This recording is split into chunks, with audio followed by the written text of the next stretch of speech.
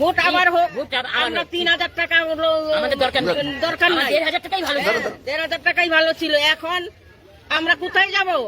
আমরা না হইলো এই জায়গায় বাড়ি ঘর নাই, আমাদের সংসার নাই, আমার স্বামী নাই, আমার কেউ নাই দুনিয়াতে।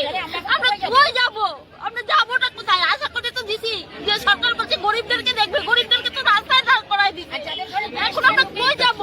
যাব কোথায়? আমরা কি করব? আমাদের চাকরি নাই, পড়াশোনা জানি না, কারণ বাড়িতে কাজও করতে পারবো না। আমরা এখন কি করে খাবো? কি করব?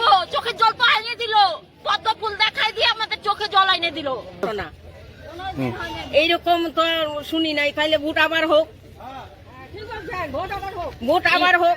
আমরা 3000 টাকা আমাদের দরকার নাই, 1500 টাকাই ভালো, 1500 টাকাই ভালো ছিল। এখন আমরা কোথায় যাব?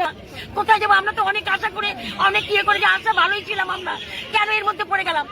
কেন এর মধ্যে পড়ে? আমরা তো ভালোই শান্তিতে ছিলাম এত বছর, 10-15 বছর ধরে তো আমরা তো খুব ভালো ছিলাম, কোনো অশান্তি ছিল না। এখন কেন আমরা এরকম বিপদে এত মানুষ সব হাহাকার করছে?